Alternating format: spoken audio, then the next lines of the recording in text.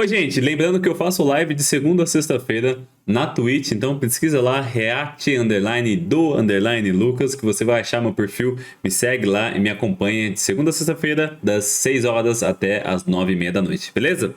Valeu! Oi, gente, e aí, como vocês estão? Tranquilos? Aqui quem fala é o Lucas e bora pra mais um react no canal. Dessa vez a gente vai estar conferindo mais um vídeo do nosso querido Evandro do canal Mangaqê, as novas recompensas de Zoro e Sanji. Pluton é o antigo nome de Onigashima? Será? Será que a ilha de Onigashima na realidade é um barco de guerra? Não sei, porque tipo, se a gente for ver, a gente tem uma porra de um país em cima de um elefante. Então o que impede de Onigashima ser em cima de um barco de guerra? Não sabemos, então bora conferir o que o nosso querido Evandro preparou. Lembrando, se você já é inscrito no canal, por favor deixa o likezão no canal do Careca. E se você ainda não é inscrito, seja muito bem-vindo. Inscreva-se, ative todas as notificações e receba vídeo todos os dias. Beleza? Então, preparado, senhoritas e senhores? Então bora conferir as novas recompensas de Zoro e Sanji. Pluton é o antigo nome de Onigashima. Go! Existiriam caminhos. A gente combinou de se reencontrar e encontrar as ferramentas espirituais certas para relembrar quem nós verdadeiramente somos e o que nós estamos fazendo nessa realidade. E esse é o momento, é chegada a hora, nós nos reencontramos. E depois de 6 anos nós somos autorizados a dar o curso de iniciação à terapia quântica Atlantis. Uau! Fala aí, seus magos de luz, como é que vocês estão? Espero E aí, que seus vocês magos? estejam maravilhosamente místicos. Esse é o SBS, de mais aleatório dessa semana, onde você recebe uma terapia quântica de Atlantis sem precisar fazer coisa. Ah, SBS. É que não tava no título, mas é SBS. Bora. É só deixar sua pergunta no vídeo aqui da descrição. Ai, desculpa, galera, mas vamos lá tirar essas dúvidas. Duvidosas.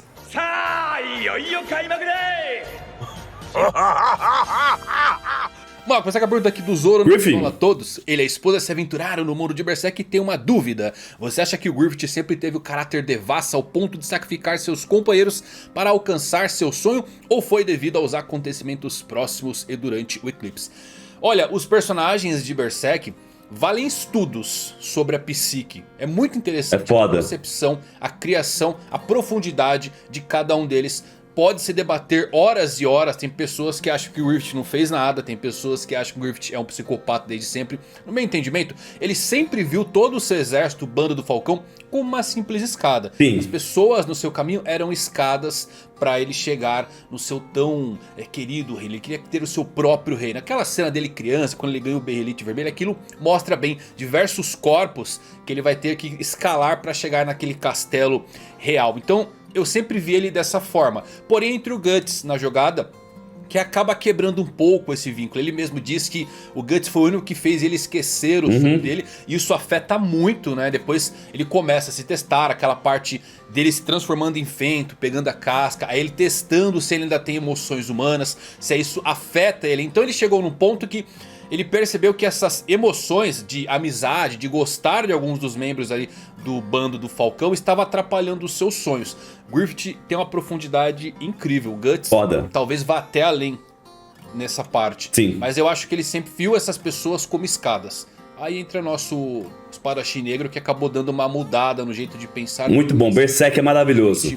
As linhas da causalidade já estavam tecidas para ele antes mesmo do nascimento. Neto perguntou o seguinte aqui, levando em conta Hunter vs Hunter. Togashi, quantos capítulos você acha que precisa para terminar o arco da sucessão e do continente escuro? O arco da sucessão talvez seja um pouquinho mais curto. Sim. Agora a parte do continente negro eu acho que é Longo. O Togashi ele não tem um padrão para arcos. Você tem arcos de 130 capítulos, arcos de 5 capítulos, arcos de 20, arcos de 50. Tudo isso na série de Hunter x Hunter. Não se segue ali um padrão de vou fazer 40, 50. Não, é muito louco. Eu acho que o continente escuro deve ser maior do que das Formigas. Das Formigas Quimeras, que teve mais de 100 capítulos, se não me falha a memória. E o arco da sucessão deve chegar aí nos seus 20, 30 capítulos, eu chuto mais. Tá ótimo. Vamos lá, Larissa Pamela. Mesmo que o Shanks não seja um vilão, finalmente alguém lúcido aqui nesses comentários. Finalmente, alguém mandando uma pergunta lúcida. O Shanks não é vilão. Vamos lá. O Shanks não ser um vilão. Será que ele pode impedir o Luffy de chegar à última ilha até que o Chapéu de Palha e sua tripulação consiga derrotar ele e os piratas do Ruivo? Porque o Luffy disse que iria superar todos o Shanks e teria uma tripulação melhor do que a dele. É uma dúvida que eu tenho também. O Shanks é meu personagem favorito dentro da série. Quer dizer, toda semana muda, mas essa semana é mais o Shanks, tá bom? Essa dúvida, ela permeia a mente dos fãs. Vai haver um confronto, o Shanks ele é realmente um inimigo, ele é um vilão, ele é um antagonista. Depois de ver a luta do Roger e Barba Branca, começou a meio que formar esse headcanon, né? Esse canônico na minha cabeça de que vai ser uma luta amigável, né? Caso venha a ocorrer. Que não necessariamente vamos ver um duelo como foi com o Kaido ou com a Big Mom ali com o Kid e o Lau. Vai ser aquela luta fora das telas de vários dias, porque o Luffy tá precisando ter uma dessa. Todas as lendas tiveram lutas que duraram vários dias. E pode ser uma luta fora das telas, que termine com ambos conversando, festejando. Exatamente ali uma repetição mesmo, Roger e Barba Branca. Eu adoraria ver o Luffy lutando com o Shanks. Não sei se adoraria ver ele lutando com o Shanks sendo um vilão, um inimigo real. Mas o Luffy já disse que queria guardar o Shanks para último, dentro dos Yonkous. Essa é uma fala específica dele. Quer lutar, ele tá indo pra cima do Ruivo para realmente lutar, não somente para conversar. É bem possível que sim, visto que tudo que aponta pro Shanks, todas as teorias, é sempre do Shanks sendo esse guardião. Guardião do One Piece. Luffy, ele mantém o equilíbrio do mundo até chegar a Joy Boy, para que Joy Boy mude esse mundo. Só que ele vai ter que testar se Luffy é aquele que o seu ex-capitão, que o Roger, está esperando, tá bom? Lucas Oliveiro, revendo o anime dublado pela Netflix, eu percebi que o Gorosei junto da marinha fez uma reunião com o tema sobre o Luffy logo após ele derrotar o Crocodile. Então o governo sempre esteve atrás do Luffy, sim, diferente do que os tava de olho. Mas como é difícil achar alguém no mar, o governo nunca mandou alguém atrás dele pela incerteza de sua localização. Isso é verdade, se vocês pegarem em retrospecto, é verdade, em todos os arcos, sempre tinha alguém da marinha tentando matar o Luffy. Tivemos o Aokiji, tivemos o Kuma, Smoker, depois tivemos ali a parte de Impel Down, Marineford, Dressrosa. Querendo ou não, ele foi mandado os arcos principais, tinha alguém da marinha, matar eles. SCP, envolvido tentando matar o Luffy. Mas acaba sendo normal nós fãs sermos vítimas do ritmo da série de One Piece. Apesar da história no mundo do Luffy passar pouco mais de 2 anos, desde que ele partiu dentro de um barrilzinho, para nós já tem mais de 20 anos. Então é difícil você lembrar desses pontos, ligar, tentar conectar. E sim, o governo mundial tenta pegar o Luffy desde sempre, tá bom? Nathan Lucas, Zeus poderia ter lembranças da época dos Rocks e falar para Nami? Acha possível? Sabe o que eu lembrei agora? Zunisha, 1000 anos caminhando de punição, chega em Wano, solta um spoiler de quem é Joy Boy e vai embora. Cavalo. Pode acontecer alguma coisa parecida assim. Talvez Zeus citar que se lembra desse período. Tínhamos acho que não, velho. Que poderia ser aquele que iniciaria uma conversa sobre os Piratas Rocks.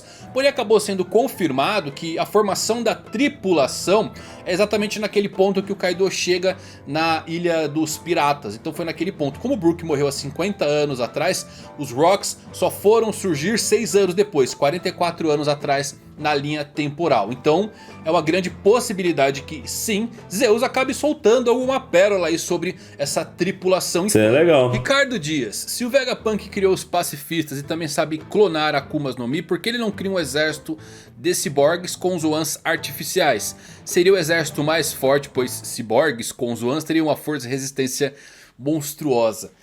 Olha, eu acho que acaba não casando algumas coisas aqui. Primeiro, se juntarmos Zoans com objetos, como aconteceu lá com aquela bazuca, com o Lazu, né, um cãozinho que é uma bazuca, o objeto acaba ganhando a consciência do animal da Zoan. Então acabaria tendo esse impacto meio que Smiles, porque teríamos um ciborgue que não necessariamente é um humano, que teria algo controlando ele, mas também teria essa consciência da Zoan funcionando. E tem a coisa do Vegapunk também achar a fruta do Momonosuke falha, que até agora não sabemos por qual motivo, né? Ela é falha, então eu acho que ele não iria para esse caminho por enquanto de replicar as frutas, visto que o seu experimento até presente momento não deu certo, pela visão dele, obviamente. Mas ele consegue replicar alguns fatores.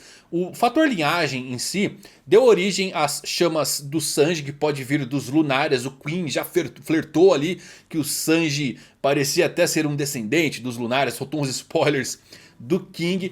E ele conseguiu também, o Vegapunk, replicar a luz do Kizaru. Então não iria longe dizer que talvez ele consiga replicar outros tipos de poderes sem necessariamente Akuma no Mi. fazer uma Akuma no Mi. E aí sim colocar nesses ciborgues, o que seria insano, convenhamos. Imagina todos esses novos ciborgues, essas novas armas, com poderes de logias variados, como o raio, como a chama, como Caralho.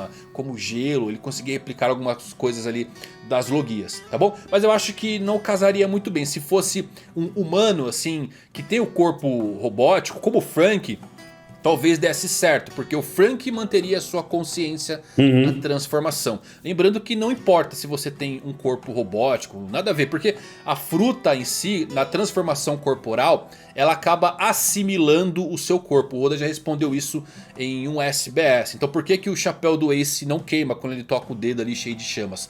Porque começa a fazer parte do corpo dele. Entendi. Poderia sim ter uma transformação Da hora, né? robótica em uma Zoan, uma pessoa como o Frank. Agora um ciborgue completo, teríamos essa dualidade: o controle automático da inteligência artificial e a consciência da Zoan funcionando junto. Não sei como é que funcionaria dessa forma, tá? Jerry Ferreira, tava querendo fazer uma coleção de mangás de One Piece. Tem um site onde eu posso comprar todos os volumes, um site confiável. Olha só, a coleção meio tanco, aquela primeira, você só vai achar agora usada porque está completamente esgotada. A Panini Caralho. está relançando o formato 3 em 1. É um pouco caro. Eu recomendo você comprar aonde? Na Amazon. A Amazon vai te vender bem mais em conta. Inclusive tem um link aqui na minha descrição onde você pode acessar a Amazon e comprar alguns mangás com desconto, tá bom? Mas na Amazon Sim, senhor. é o melhor lugar para você estar adquirindo Legal. tipo de mangá ou livro, porque eles sempre colocam até abaixo do preço de capa. Kleber Fernando, em One Punch Man vimos que as cidades de A a Z vivem protegidas porque o mundo fora está coberto de criaturas poderosas. Será que rola uma vibe continente sombrio em One Punch Man? Na verdade, o mundo de One Punch Man, apesar de ser parecido com o nosso, ele tem somente um supercontinente, Sim. uma Pangeia. E o mapa desse supercontinente é a prefeitura de Saitama. Pra quem não sabe, Saitama é uma província do Ah, que é a legal. prefeitura de Saitama. E o mapa desse lugar forma o mundo onde o nosso Saitama careca luta, tá bom? Porque é de lá que o One vem, é onde ele tirou toda essa inspiração. E o mapa do mundo é o mesmo da prefeitura lá do Japão, beleza? Murilo Figueiredo, o que você acredita que Johan Liebert fez ao fugir do hospital no final de Monster? Que série, Johan. se você ainda não viu Monster, Estou terminando. qualquer outra história de Naoki Urasawa, meu autor favorito, tenho tatuado até aqui no meu peito 20th Century Boys, que é a minha história favorita dele, afinal eu sou um garoto do século XX, mas Monster, sem dúvidas, eu acho que é a mais famosa. É fenomenal, é um suspense assim que você vai ficar roendo unha. É foda, Se é você foda. gosta da composição de personagens como Grift de Berserk, Johan vai colocar você em dúvida de quem é o melhor vilão da história. E essa é uma pergunta e tanto. Vamos lá.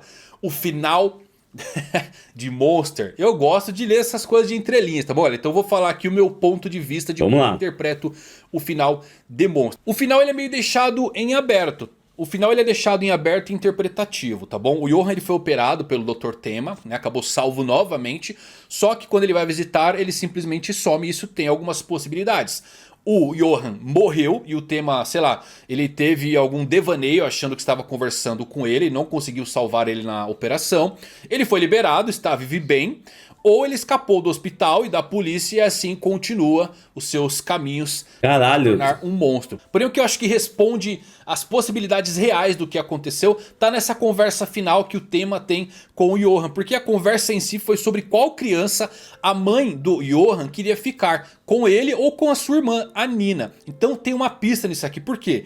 O foco real tá na sua mãe. Se você pegar o título do último episódio ali no anime, se chama O Monstro Verdadeiro, The Real Monster. E sempre houve uma confusão sobre quem era o verdadeiro monstro, porque anteriormente nos diziam a partir de memórias conflitantes. Algumas pessoas pensam que o título do Monstro Verdadeiro pode ser a mãe, que eu acho que é isso também. Caralho. Algumas pessoas pensam que ele está se referindo ao mundo de uma forma geral, e como o mundo pode fazer qualquer um se parecer com o monstro, ou afinal o Johan é o verdadeiro monstro. Então você tem três interpretações. Quem é o verdadeiro monstro? A mãe, que queria escolher um dos gêmeos para deixar vivo, o Johan ou o próprio mundo que elege quem é o monstro ou não. E olha que interessante, Que se foda. for um verdadeiro monstro da história, por escolher um gêmeo e não desejar o outro, o Johan morre, a Nina vive. Se todo o mundo é realmente um monstro, Johan foi absolvido de todos os seus crimes, porque o mundo e as pessoas nele são os verdadeiros monstros. Agora, se o Johan é o verdadeiro monstro da história, então ele escapou do hospital e continua a desempenhar o papel de verdadeiro monstro. Caralho, Essa foda, hein? interpretação, essas 3 variáveis possíveis, tá bom? Vou assistir Monster, uma série e tanto. Nozi, eu vi uma teoria de que Pluton é Onigashima. Ao meu ver, não, porque acho que o Kaido, sabendo que sua ilha ia cair na capital das flores, evitaria isso de qualquer forma. A não ser que fosse um gerador de energia infinita, que fosse móvel. Ele Onigashima, eu falei ele de lá, país de Wano. Olha, tem a possibilidade de ser Onigashima, sim, visto que essa ilha tinha um outro nome antes do Kaido chegar ali. A questão maior talvez seja porque temos plantas de construções do castelo em si, mas o fato de que Pluton não necessariamente precisa ser um navio, pode ser um reator de energia, como eu já citei para vocês, pode estar escondido de alguma forma ali dentro. Só que aí eu acho que o Kaido saberia sobre isso, eu diria que iria atrás das armas ancestrais. Kaido já teria Pluton? Será que o Onigashima é o seu verdadeiro navio? É uma possibilidade. Mas dado que os Kozuki sempre foram tão cuidadosos ali com as fronteiras mas de Wano, eu creio que eles colocariam isso especificamente aonde está o castelo do Shogun. Essa seria a localização ideal. Sim. Eles estariam acima daquilo que eles querem proteger e não em uma ilha no meio do mar onde aparentemente ninguém vivia antes. Sou um pouquinho estranho, né?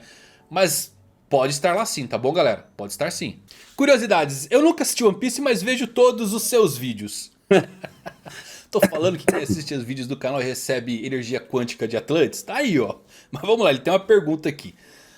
Existe a regra de que as Akumas no Mi dão o poder que impacta primeiro o corpo do usuário e que ao despertar sempre vão impactar o corpo do oponente ou o ambiente, ou existem frutas que não funcionam desta forma. Existem frutas que já impactam o ambiente em si, sem a transformação, tá bom? Mas eles impactam sim a níveis devastadores, sem necessariamente estar desperto. Depende da fruta em si. O Aokiji, a exemplo, com o seu Ice Age, congelou o mar, durou uma semana esse gelo dele e não era despertar. Então depende muito da fruta. Mas basicamente é isso. Primeiro ela modifica o corpo do usuário, dá os poderes, e o despertar abre um leque de possibilidades que antes não era possível. Você afetar o ambiente, transformar em borracha, como o Luffy. Em alguns casos até afetar também o corpo do oponente. Depende da fruta. Nem todas afetam diretamente, porque depende do poder. Certo. A gente pergunta aqui qual vai ser a recompensa das asas do futuro Rei Pirata, ou das asas do Yonkou, agora do Zoro e do Sanji, visto que a do Luffy acabou de ser revelada. Como é que fica? Talvez não seja... Será que a do Zoro vai ser maior? Postas que eles vão ultrapassar as figuras que eles derrotaram. Então o Zoro ultrapassa o King, o Sanji ultrapassa o Queen. Porém tem um diferencial aqui, que o King ele já tinha 100 milhões na sua recompensa somente por existir. Lembram disso? Caralho. O Lariana era pago uma recompensa de 100 milhões. Então é bem possível que o Zoro acabe na casa do 1.5 bi, antiga recompensa do Luffy. Uou. Um pouquinho a mais até do que isso. E o Sanji 1 bilhão e 400, também beirando 1.5. Mas seria bem legal se o Oda colocasse os dois idênticos pra dar mais briga. Sim, seria foda. Tira caramba.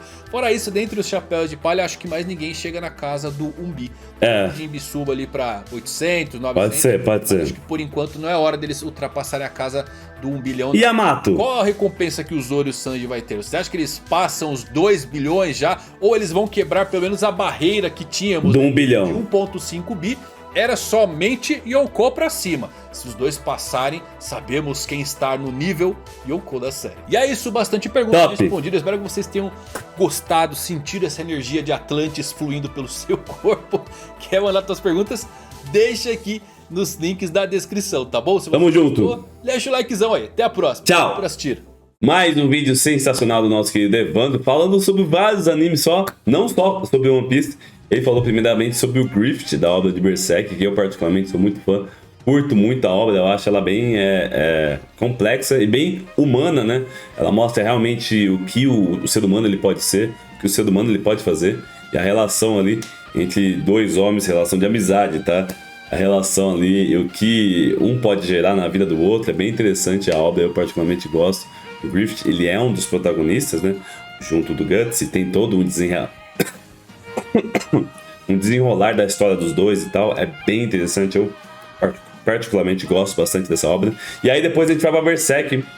O pessoal perguntando se esse arco aí do Continente de Escudo vai demorar. Eu acredito que sim, eu acho que tem que ser um arco maior do que o das Quimeras, até porque tem muita informação lá, tem muito mistério em volta do que é esse continente. Então se o autor ele quiser explorar de forma completa, vai ter muita coisa para ele fazer, realmente muita coisa para ele explorar. Então eu acho que provavelmente vai ser um arco um pouquinho mais demorado.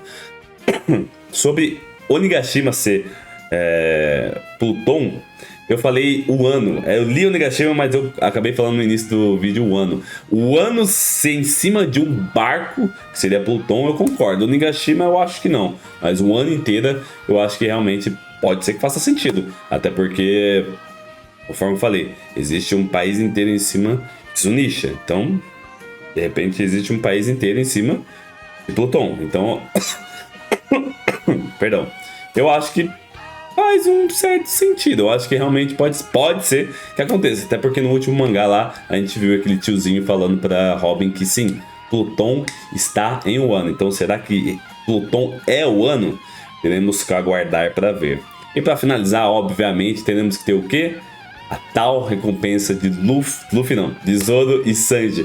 Eu acho que provavelmente a do Sanji vai ficar um pouquinho maior. Igual, eu acho que vai ficar... Primeiramente, o Zoro tinha recompensa, o Sanji não. Aí depois o Sanji acabou passando o Zoro. E aí agora a gente teria o Zoro passando o Sanji. E pra finalizar, por exemplo, eu acho que seria interessante se o Zoro ficasse um pouquinho na frente agora, pra ter essa zoeira e tal. E a última recompensa realmente ficasse empatado. Aí seria muito foda. Eu acho que teria essa birra entre os personagens, seria legal a gente ver.